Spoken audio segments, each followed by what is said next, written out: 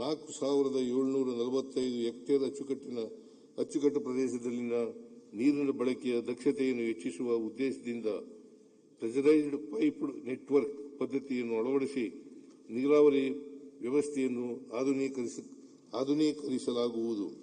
ಸಣ್ಣ ನೀರಾವರಿ ಹೆಬ್ಬಾಳ ನಾಗವಾರ ಕಣಿವೆಯ 3ನೇ ಹಂತದಲ್ಲಿ ಶಿಡ್ಲಘಟ್ಟದ ಅಮಾನಿ ಕೆರೆಯಿಂದ ಶಿಡ್ಲಘಟ್ಟ ತಾಲೂಕಿನ 45 ಕೆರೆಗಳಿಗೆ ಮತ್ತು ಚಿಂತಾಮಣಿ ತಾಲೂಕಿನ 119 ಕೆರೆಗಳು ಸೇರಿ ಒಟ್ಟಾರೆ 164 ಕೆರೆಗಳಿಗೆ ನೀರು ತುಂಬಿಸುವ ಯೋಜನೆಯನ್ನು 237 ಕೋಟಿ ರುಗಳ ಅಂದಾಜು ಮೊತ್ತದಲ್ಲಿ ಅನುಷ್ಠಾನಗೊಳಿಸಲಾಗುವುದು. ಹೊಸಕೋಟೆ ತಾಲೂಕಿನ ಸೂಲಿಬೆಲೆ ಮತ್ತು ನಂದಗುಡಿ ಹೋಬಳಿಗಳ 59 ಕೆರೆಗಳಿಗೆ HN ವ್ಯಾಲಿ ಯೋಜನೆ ಸಂಸ್ಕರಿಸಿದ ತ್ಯಾಜ್ಯ ನೀರನ್ನು ಏತ ನೀರಾವರಿ ಮೂಲಕ ತುಂಬಿಸುವ ಕಾಮಗಾರಿಯನ್ನು 140 ಕೋಟಿ ರುಗಳ ಅಂದಾಜು ಮೊತ್ತದಲ್ಲಿ ಅನುಷ್ಠಾನಗೊಳಿಸಲಾಗುವುದು.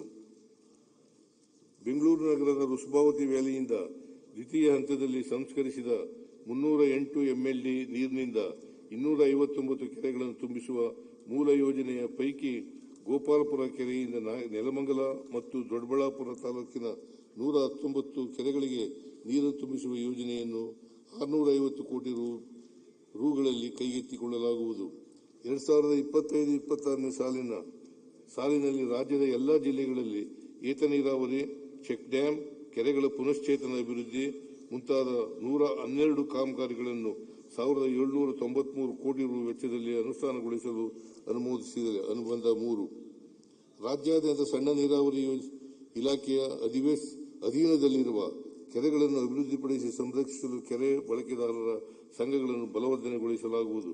ಕೊಪ್ಪಳ ಜಿಲ್ಲೆಯ ಯಲಬುರ್ಗಾ, ಕುಕನೂರು ಹಾಗೂ ಕಲಬುರಗಿ ಜಿಲ್ಲೆಯ ಆಳಂದ ತಾಲೂಕಿನ ಜಿಡಗಾದಲ್ಲಿ 25 ಕೋಟಿ ರು ವೆಚ್ಚದಲ್ಲಿ ಅಂತರ್ಜಲ ಹೆಚ್ಚಿಸಲು ಕೆರೆಗಳ ಆಧುನೀಕರಣ, ಅಣೆಕಟ್ಟು ಮತ್ತು ಪಿಕಪ್ ಹಾಗೂ ಚೆಕ್ ಡ್ಯಾಂ ಕಾಮಗಾರಿಗಳನ್ನು ಕೈಗೆತ್ತಿಕೊಳ್ಳಲಾಗುವುದು.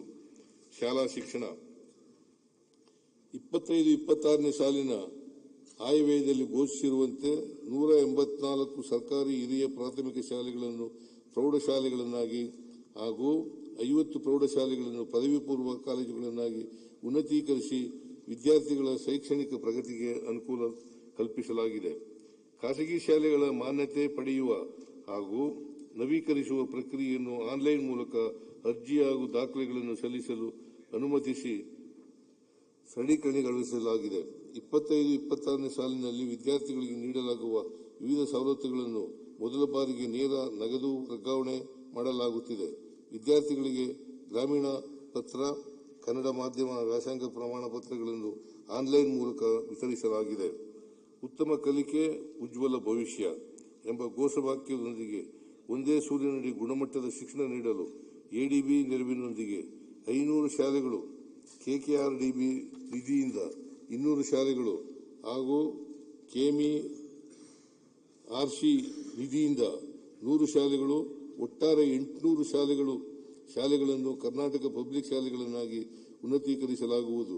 ಇದಕ್ಕಾಗಿ ಒಟ್ಟಾರೆ 3,900 ಕೋಟಿ ರುಗಳನ್ನು ಮುಂದಿನ 3 ವರ್ಷಗಳಲ್ಲಿ ವೆಚ್ಚ ಮಾಡಲಾಗುವುದು. ವರ್ಗಾವಣೆ ಕೌನ್ಸಿಲಿಂಗ್ ಪ್ರಕ್ರಿಯೆಗಳ ವೇಳೆ ಕರ್ನಾಟಕ ಪಬ್ಲಿಕ್ ಶಾಲೆಗಳಲ್ಲಿನ ಶಿಕ್ಷಕರ ಹುದ್ದೆಗಳನ್ನು ಮಹತ್ವದ ಹುದ್ದೆಗಳೆಂದು ಪರಿಗಣಿಸಿ ಮೊದಲ ಆದ್ಯತೆಯಲ್ಲಿ ಭರ್ತಿ ಮಾಡಲಾಗುವುದು ಹಾಗೂ ಸದರಿ ಶಾಲೆಗಳಲ್ಲಿ ಖಾಲಿ ಇರುವ ಹುದ್ದೆಗಳಿಗೆ ಶಿಕ್ಷಕರ ನೇಮಕಾತಿ ಮಾಡಲು ಆದ್ಯತೆ ನೀಡಲಾಗುವುದು. ಸರ್ಕಾರಿ ಶಾಲೆಗಳ ಬಲವರ್ಧನೆಗಾಗಿ ವಿಶೇಷವಾಗಿ ದಾಖಲಾತಿ ಪ್ರಮಾಣ ಮತ್ತು ಕಲಿಕೆಯ ಫಲಿತಾಂಶಗಳನ್ನು ಹೆಚ್ಚಿಸಲು ನಮ್ಮ ಸರ್ಕಾರ ಬದ್ಧವಾಗಿದೆ. ಈಗಾಗಲೇ 1ರಿಂದ 10ನೇ ತರಗತಿವರೆಗೆ ಸರ್ಕಾರಿ ಶಾಲಾ ವಿದ್ಯಾರ್ಥಿಗಳಿಗೆ ಉಚಿತ ಪಠ್ಯಪುಸ್ತಕಗಳನ್ನು ವಿತರಿಸಲಾಗುತ್ತಿದೆ.